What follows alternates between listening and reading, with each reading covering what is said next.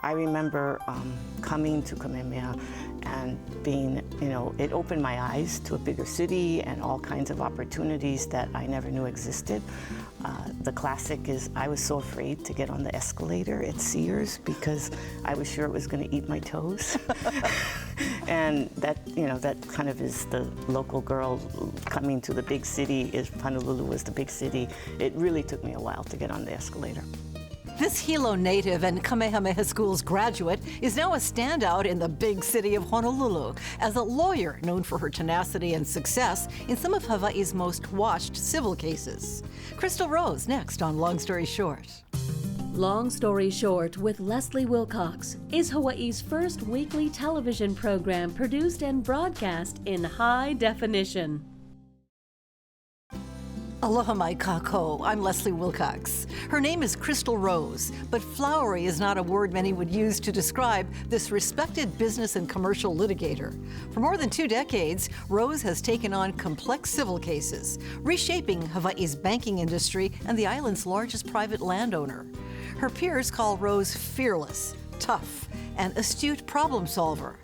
These are traits that Rose didn't necessarily see in herself when she was growing up in Hilo on Hawaii Island.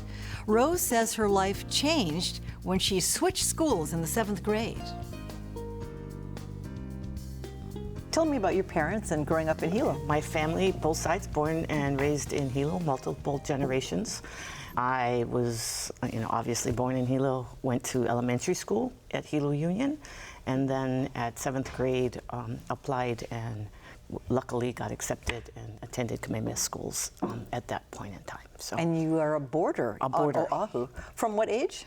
I was 11 when I got there. 11, living away from your family. Oh, for everyone, it's difficult at that time and that age. And my first year, I think most of us are homesick and hated it. I thought my parents sent me to prison.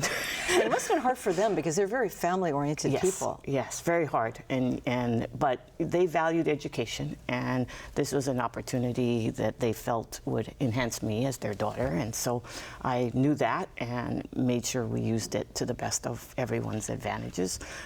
After your first year, I think I really enjoyed Kamehameha and the friends I had there and the people I've met. They're like my sisters in the dorm after 6 years, and so it's all good. What was life like in Hilo? What part of Hilo? My parents lived in a street called Wailuku Drive, which is above Hilo Hospital, and so my best stories of Hilo was I went to Hilo Union, and if for some reason back then, if you lived more than 2 miles away from the school, they'd take you home on the sampan bus.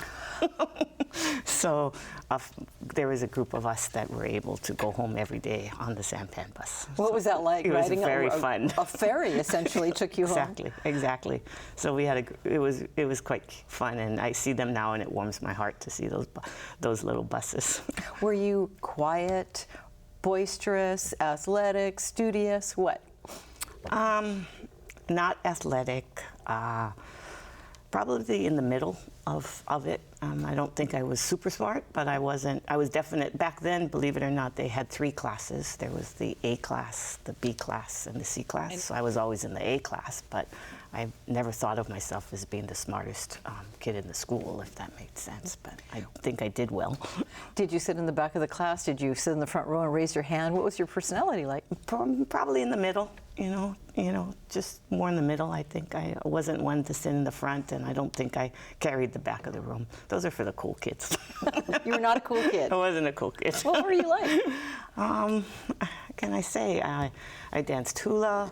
I just a normal everyday kid. I enjoyed hanging around after school with the neighborhood kids. We all played. We had my mom had a bell, and she'd bring us for dinner, and that's what you did. What did you play? What kind of games? Hide and seek, all kinds of little kid games. Your dad was a policeman. Does Yes. that mean you had to be a good girl out there, not embarrass your dad? I probably felt that more in high school than I did in elementary school. I didn't quite focus on it at that point in time. I think in high school I was a little bit more sensitive to his role. At that point, he had been promoted, and he was the district commander of the South Kohala Waimea area. My family had moved to Waimea, so he had a little bit more prominence in the community, and I think we as a family knew that we had to be a little bit more straight and narrow then, and I think it was good I was at Kamehameha. Because then they, teenagers didn't always have to work out. Do you remember what the conversation was about the idea that you would be living on another island if you just got the chance? Back then, Kamehameha had started in one of its programs called Explorations. So you got to go at the end of your 5th year summer and spend a week there. So you then apply in 6th grade. So, but having come off of Explorations, which was a fabulous experience and a wonderful program, and I'm glad that Kamehameha still does it to today. I came back like knowing what the school looked like, kind of have met some people that actually became my classmates when I got accepted. So the conversation, I think, was easier having had that. So what happened at Kamehameha? I was on the honor roll, and I was, did well in certain areas, but I was not the top of the class. I was not the valedictorian, but I did do enough to get into college and all of that. I'm first in my family to go to college on the mainland, and that was a big deal. My dad is a college graduate, but primarily through UH night school, so he did it, as he was working, and we're proud of that. But for someone from my family to go to the mainland to college was pretty big of a deal, and back then we didn't have the resources that you go to see schools and visit, and all of the decision making pretty much occurred by looking at a brochure and a publication from various schools. So yet another culture you had to navigate. Yes. But Kamehameha does a good job of doing that. I went to Willamette University in Oregon. There were 9 of us from my Kamehameha class that went there. So we had, there's at least some friends or familiar faces when you were there, but definitely some navigation involved in the transition. At Oregon's Willamette University, Crystal Rose studied hard with a double major in psychology and sociology. After graduation, Rose found herself heading to law school at the Hastings College of Law in California. So I didn't start with thinking I wanted to go to law school. I ended up there, and I think it was a good decision for me. I spent one study abroad in England and in school in London, and that was another cultural shock experience. And so the next was an easy transition, and I went to law school in San Francisco. I noticed you got hired by Carl Smith Ball, a leading Honolulu law firm, when you were in your 2nd year of law school? Yes, it's pretty typical. Between your 2nd and 3rd year of law school, most large firms, Carl Smith was one, Goodsell's another, Cades does it, they hire 2nd year students between your 2nd year of law school and your 3rd year for the summer. And it's a good opportunity for the students to get an experience in a law firm, and it's a good opportunity for the law firms to then kind of handpick the ones they would like to see as permanent attorneys in their offices. So many of us worked in different firms, and I happened to take on, accepted a job with Carl Smith, and then at the end of that summer they offered me a permanent job. So when I got out of school, I already had a job, and I knew I was coming home, and that part was easy. So that must have been nice. It was very nice. And then, so you were a young woman working at this illustrious law firm, and you bagged. You left. Tell me about that after several years. Yeah, I had been there about a little over 3 years, and there was a lot of change at Carl Smith during that period of time. But more importantly, the group I worked with had some conversations about going off on their own, and included me in those conversations. So there was 8 of us that left in '86. I joined Carl Smith in '82. I was, 28 years old, and it was a big deal. It was a big deal. And are you still with the yes, same group of different partners, but same law firm? And of the original 8, there's 3 of us left. And in January 3rd, we'll celebrate our 30th anniversary. So I'm very proud of that, because, longevity, and we have some staff that came with us, and they're still with us from the beginning. And that's wonderful, especially since I know that there have been a lot of reductions over the years in legal offices. Correct. So we've, like I said, it's been a good ride. You know, I've enjoyed it and enjoy having. We have about 20-something lawyers and young group, and it's very dynamic, and that's good. You know, it's good for us. Throughout her legal career, Crystal Rose has calmly tackled complicated and contentious cases that made headlines. She represented former Bishop Estate trustee Oswald Stender in a case that helped bring reform to the mismanaged institution now known as Kamehameha Schools. Rose also led the legal strategy for Central Pacific Bank in its hostile takeover of Citibank back in 2005.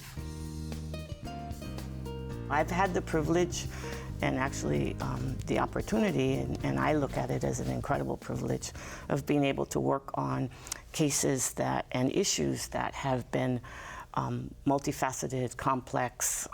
It really does make me tick. I love being in the middle of that and being able to help strategize a solution that will be the best one ever.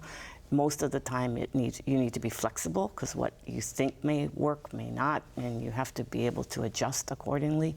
A lot of it has to do with people and responses and reactions, and where you can take opportunities that are given to you that you didn't realize were going to happen.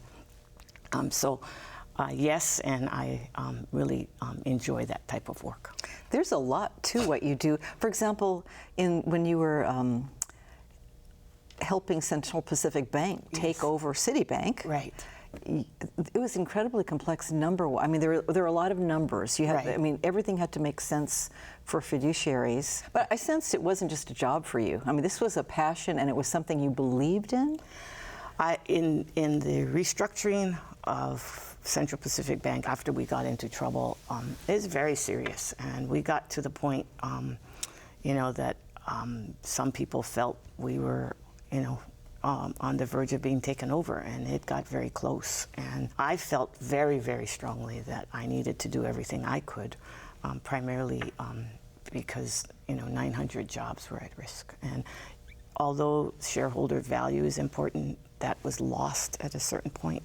But what you cannot lose is the business and the opportunity and the franchise of the bank and the people. Why was it important for Central Pacific to take over Citibank? I believe the two banks were of similar size, of similar backgrounds, and being in the kind of Asian,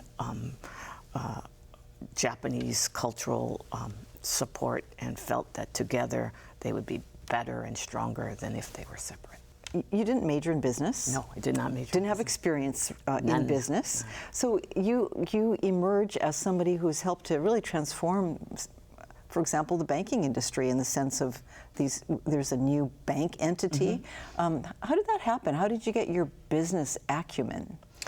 Obviously, reading, experience, following other businesses. Knowing what you know and knowing what you don't know is important. I think I don't try to become the financial advisor. I will let somebody explain it to me and make sure it makes sense, and then I can dive in to the questions I may have. But I think a little bit is just grassroots experience, and been there, done that kind of thing. And then you waded into the old Bishop Estate, where you were once a student at the school, and, exactly. And then you're representing one of the trustees, yes. Essentially against the current school. Leadership of the school. Correct. And the estate. And how that really transpired is my office at the time was in a Ali'i Place, and I had the privilege of looking out on the Capitol and Iolani Palace and that beautiful view. And one day I'm looking out of my window, and there is a march occurring by my alumni from Mauna'ala to Kaiha'o. It was the first march of the controversy, and it saddened me because I thought it was the first time Hawaiians were marching on Hawaiians, and it didn't seem right. And there's got to have been a different way to go about doing this. And so I called Oz. I knew him. His daughter and I went to Willamette together. And so I asked him if he needed help and how I could help. And I didn't expect to be his lawyer. And then he said, "Can I retain you?" And I said, "Okay." And off we went. And I then realized that that was a situation where the establishment was, pretty entrenched, and there was only, you had to do things, unfortunately, a little bit more controversial than I would have liked, but it all worked out in the end. You did arrange a settlement in which your client, Mr. Stender, resigned. Correct. Temporarily. Yes. And permanently, as it turned out. Correct. And how did that help in moving things forward in this very troubled situation? From the very beginning, and Oz was one of the reasons he's such a wonderful man and so good about everything, was from the very beginning, when asked by the press, he very strongly felt he would step down as long as the other four stepped down. We knew that in order to take on the reformation that needed to be done, it had to be done from the inside. He couldn't quit and then sue them. That would have been not the best strategy. And I think it made a big difference, because then it wasn't about him trying to keep his job versus having or standing behind the reforms you were trying to put in place. You think that was one of the main pivots in that whole controversy? Yes. Leading to new trustees. Correct. And if he was in there saying, I'm the good guy and the rest of them are bad and you need to, keep me and not them, I think he would have had some credibility arguments. People would say, you've been there that long, why are you okay and they're not? It would just ask. So he eliminated a lot of questions that would ever have to be asked.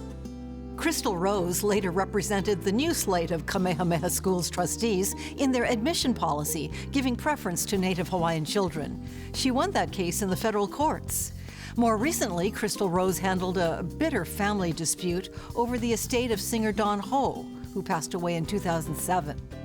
I was hired by the trustees of the Don Ho estate, and it was challenged by some of the beneficiaries, and for unfortunate reasons, we ended up in arbitration. We tried very hard to resolve it outside of that. My goal has always been to be a problem solver, because, fundamentally, people don't need lawyers unless they come to you because they have a problem they can't solve. And if our job is to solve it, it's not always to go to court. It's not always to, in fact, sometimes that means you didn't do your job. You couldn't accomplish something in a different way. So you try all kinds of other avenues before you end up in the court proceedings. Long story short, we ended up in an arbitration, and they upheld the last amendment of the trust, but it was very contentious and lots of different issues. So. I suppose when you have access to people in these very personal matters, you learn a lot about how people tick. And what I learned from Don Ho's experience was he loved everyone, and he told everybody the same thing. So if you had everyone felt special in his world. And then when it comes down to the money, they all thought it should be them, if that makes sense. And he wasn't dishonest, he just was caring about each person in a different way. So it's an example of seeing how something can be, everyone's perspective is accurate, but they never saw it all. When you get to know people in these very emotional circumstances, and I'm talking well beyond the Ho case, but just in general, where you've had direct access at a very vulnerable time in their lives, does it help inform you in terms of reading people in the future? Yeah, I think so. And I always want to expect the best in people and want to give everyone benefits of the doubt. I think that at the end of the day, how you handle yourself can actually help people can respond. So you want to make sure that you do so in a respectful way. And they better have their documents, because that really helps you, right? Yes, having the documents helps. There's no question about that. When she's not litigating cases, Crystal Rose is advising some of Hawaii's major companies. She serves or has served on the corporate boards of Central Pacific Bank, Hawaiian Airlines, Gentry Companies, and Hawaiian Electric Company. In addition, Crystal Rose gives her time to several nonprofit organizations. There's not one road to each one of them had their own kind of story. I served on the Hawaiian Electric Light Company board, which is the subsidiary of HEI.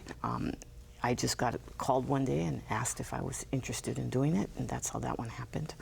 The CPB situation came through doing my legal work at CPB. The merger had occurred, but it hadn't been consummated, and they wanted somebody that would have been, I believe, that knew what was going on and had some insight into background. And they asked me if I'd step into being on the board. So that was likewise a very wonderful privilege, and I'm honored to do that to today. I also serve on the board of Hawaiian Airlines, and when it came out of bankruptcy, I believe they were looking for a few local directors, and they were also in the midst of looking for a lawyer to bring on the case against Mesa. And I met with some board members and the CEO about that, and then they asked me to serve on the board. So that one has had a kind of a different role. And then lastly, I serve on the board of Gentry Homes, and Tom was my first client. You sometimes step back and say, I was born in Hilo, yes, and here I am, hobnobbing and bringing value to major corporations, major institutions, and going up against some very moneyed, influential interests. I don't think about it. I don't think about it in that way. I obviously love my Hilo upbringing. I love my family, that many of them are still there. My husband and I have a place in Waimea with some other people that we go to quite often. So my heart can be on that island quite easily. But I don't kind of look at it as us and them. I kind of feel like everybody does their part to do what they can to make it a better place for Hawaii. As she was building her legal career, Crystal Rose married contractor Rick Towell, with strong ties to Lanai, where his great-grandfather was the Lanai ranch manager, George Monroe. Together, Rick and Crystal raised 2 sons, who are now grown. When her boys were little, Rose says she was able to handle motherhood and her demanding work schedule with a great deal of help from her family. Through your major cases and your large caseload and the many meetings and calls and unexpected things, you had a family, you had children. How did you make it work? Or did it work? It did work. And, you know, many women or different people will ask me, you know, how did you do it, quote unquote. And I will always say there's not one way to find balance. I don't think balance is ever found. You strive for it and you do the best you can. First and foremost, I have a fabulous husband, and he's always been there for me. What's his name? His name is Rick Towell, and he's the string to the balloon. And without him, a lot of what has happened couldn't have happened. So I'm one of, first say, I think it starts with your relationship. And then my kids were actually pretty resilient, and that's good. I think they're better adults now from that experience. But I also had a lot of help. My parents moved from the Big Island to Honolulu, and they were there to help me in all the times I needed. My dad's name is Charlie, and he called himself Charlie's Taxi because he picked up the kids all the time, and my mother would have fed them and bathed them. And by the time I came home, you know, the heavy lifting was done, so I had the fun part. Did you all live together? No. They had a condo in Honolulu, and I lived on the windward side. So, but they'd pick them up, take them to their house, and then I'd show up and take them home. Or sometimes they would take them home because it was easier. But it's not easy, and there were very, very trying times. I can't say I was always in balance because I probably wasn't. You know, during the Kamehameha controversy, my youngest son was 6, and he wrote in his school journal that he only got to see his mom in the morning because I made sure I took them to school. And then he got to watch her on TV, and then he dreamt about her every night. Oh, must have broken your heart. Broke my heart. That weekend I said, okay guys, I need to take some time off. So it's hard, but you know, they wouldn't have it any other way today. So. And they found their passion in sailing in boats. Yes, and actually it was during the Kamehameha controversy where I needed childcare during spring break, so I signed them up for sailing lessons at Hawaii or Waikiki Yacht Club. I think it's Hawaii Yacht Club. And you know, they were 9 and 6, and their passion for sailing took from there. And so we were very lucky and fortunate that they found it at an You early didn't have a age. clue that this would be something special for them? No, my husband and I get seasick in a bathtub. That's amazing. So they continued with To this, so sailing, and then so one of your sons is a He's a professional sailor now, and my younger son is a mechanical engineer working at Navitec, working with their boat design. So they've both turned out, or luckily have followed their passions and are doing quite well. So we're very, very happy. In her spare time, Rose says she likes to travel, sew, and cook. In her words, you can't be Portuguese and not like to cook. Crystal Rose's success has given her the luxury of being picky. She says she focuses on clients who share her values or touch her heart. Mahalo to Crystal Rose of Kahalu'u in Windward, Oahu, for sharing your story with us. And thank you for joining us. For PBS Hawaii and Long Story Short, I'm Leslie Wilcox. Aloha hui ho. For audio and written transcripts of all episodes of Long Story Short with Leslie Wilcox, visit pbshawaii.org. To download free podcasts of Long Story Short with Leslie Wilcox, go to the Apple iTunes Store or visit pbshawaii.org. Crystal Rose is your real name. Yes. And when your parents, the Roses, named you Crystal, did they think they were getting a dainty flower? No, actually, my dad will tell you that the story was, back then there was one TV station and something that will be dear to your heart, it was KGMB, and they had a show called The Millionaire that they gave $1 million to someone to then watch their life thereafter, and that my mother wanted to go to the hospital, and the woman who was given the money that year was called Crystal Sands, and he said, that's what we should name our daughter. My mother wasn't quite thrilled, but I think my father prevailed.